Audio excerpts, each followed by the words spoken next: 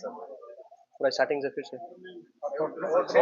Short में बताते हैं, ठीक है। 2 लाइन हम बोलते हैं, 2 लाइन बोलते हैं ना। ये प्रेस कॉन्फ्रेंस आज स्टार्टअप दिवस है, 16 जनवरी। जहां तक हम लोग जानते हैं कि प्रधानमंत्री जी ने स्टार्टअप दिवस को लॉन्च किया था कि देश में हर कोने में, हर गांव में एक स्टार्टअप बने। देश काफी आगे बढ़ गया है, लेकिन झारखंड अभी भी स्टार्टअप इकोसिस्टम के मामले में काफी पीछे है। 2017-18 के आसपास में जब मैं भी स्टार्टअप झारखंड में शुरू किया था, तो एक जोश थी, एक गर्मी थी और स्टार्टअप पॉलिसी बनाई गई थी जो कि इंप्लीमेंट भी चल रही थी और 107 स्टार्टअप सरकार ने सेलेक्ट करके उनको बेनिफिट देना स्टार्ट किया था। 2020 के बाद से ये स्टार्टअप पॉलिसी धरातल पे नहीं है, इस पे विराम रख गया है और पिछले 5 साल से हम लोग इस इंतजार में हैं कि उस स्टार्टअप पॉलिसी पर आगे क्या कार्रवाई होगी। युवाओं का भविष्य काफी अंधकार में है, काफी पलायन हो चुका है। लोग आप जान रहे हैं कि दुनिया स्टार्टअप में अपने आप को बहुत गर्व महसूस कर रही है, हर राज्य बहुत आगे जा रहा है, लेकिन यहाँ के स्टार्टअप्स का कोई भविष्य नहीं दिख रहा। जो स्टार्टअप्स थे वो खत्म हो चुके हैं, जो नए स्टार्टअप हैं वो अब यहाँ पे रजिस्टर नहीं करना चाहते हैं। फेडरेशन ऑफ चैम्बर से मैं मनीष और Aditya ji chairman startup sub committee के इस प्रयास में हैं कि सरकार के थ्रू जल्दी से जल्दी इसका एक फिर से रिस्टार्ट किया जाए और युवाओं में एक जोश आया जाए। हम लोग इस पर काफी ज्ञापन भी सौंप चुके हैं और अब जो स्थिर सरकार है उसको लेकर के हमारी ये बहुत आशा है कि जल्दी से जल्दी स्टार्टअप पॉलिसी को और एक इकोसिस्टम को जल्दी से किया जाए। फेडरेशन भी इसमें एक बहुत आगे बढ़ करके यहाँ पर एक इंक्यूबेशन सेंटर भी स्थापित करना चाहता है। इन सारी चीजों पर हम लोग करना चाहते हैं और मीडिया से यह सहयोग है कि इस टॉपिक को जल्दी से जल्दी आप पहुंचाएं लोगों तक, सही ऑफिसर्स तक, ताकि इस पे बहुत जल्दी से काम हो सके।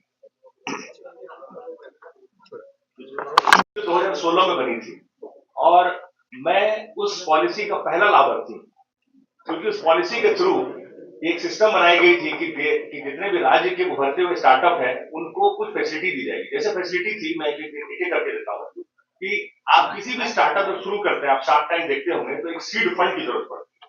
तो उसमें करीब 10 से 12 लाख का एक सीड फंड की व्यवस्था की गई थी। 8 लाख का, 10 लाख का। उसका पहला ट्रांच हमें मिला था माननीय मुख्यमंत्री रघुवर दास जी से 2.5 लाख रुपए। ये सिर्फ 17 स्टार्टअप को मिला, तो 2.5 लाख रुपए मिले, लेकिन सेलेक्ट हुए थे 107 स्टार्टअप। तो उनके बाद जो वो लोग आस लगाए हुए थे उनकी खत्म हो गई। तो पहला है ग्रांट, सीड फंड। दूसरा है स्टाइपेंड, क्योंकि आदमी अपने अच्छे खासे नौकरी में, हम लोग लाखों की नौकरी छोड़ के आए थे अपना स्टार्टअप शुरू करने के लिए, तो हमारे जीवन शैली के लिए कुछ तो चाहिए। तो एक 10,000 रुपए का एक बेसिक स्टाइपेंड दिया गया था कि आप पर मंथ अपना खर्चा। साथ ही साथ किसी भी ऑफिस खोलने के खर्चे होते हैं, आपकी कुछ व्यवस्था होती है, तो एक ऑफिस बनाया गया था उद्योग भवन कांके रोड में, मुख्यमंत्री आवास के ठीक सामने।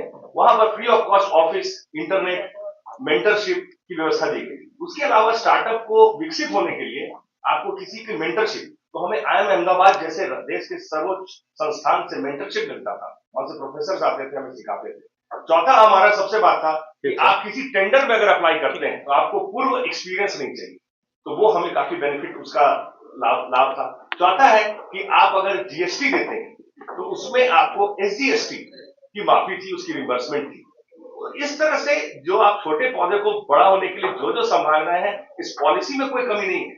बस पॉलिसी को धरातल में आ चुकी थी, को बड़ा कर रहे हैं और अचानक पानी देना बंद कर दें, तो वो तो एक तरह से वही स्थिति हुई है झारखंड की और पिछले 5 साल से इंतजार में। आई थिंक अमित भी कुछ ऐड करेंगे, आदित्य भी इस पॉलिसी को डीप से स्टडी किए हैं। इसके अलावा कई और चीजें हैं, venture fund to access, market access, कई सारी चीजें जिसमें हमारा पड़ोसी राज्य, आज मैं कुछ देर में मेरे मित्र आने वाले हैं जो कि यहाँ से पलायन होकर के स्टार्टअप उड़ीसा, जैसे स्टार्टअप झारखंड पॉलिसी है, स्टार्टअप उड़ीसा के नाम से है। आप बिहार चले जाइए, वहां जीरो लैब है, बिहार झारखंड ये चीज है। वहां पर कई स्टार्टअप्स जो कि हम लोग से काफी पीछे थे 5 साल पहले, आज वो लोग आज 100 करोड़ 200 करोड़ की कंपनी बन गए हैं और राज्य का नाम रोशन कर रहे हैं। चाहे आप देहात जैसी कंपनी का नाम लें, चाहे आप एगोज जैसी कंपनी का नाम लें, चाहे आप सत्तू जैसी कंपनी जो कि रीजनल कंपनी है, जो कि वहीं के व्यापार को आगे ले जा रहे हैं, लेकिन आज पूरा राज्य उन पर गर्व करता है और झारखंड में अब गिने चुने कह सकते हैं। अमित और कुछ पॉलिसी पे, और आदित्य आपको बहुत सारा पॉलिसी आपने पढ़ा, कई ऐसी चीजें हैं मतलब कि जो यहाँ पर मेंशन्ड है, इनमें से अगर 10% भी अगर रहता तो हमें काफी लाभ होता।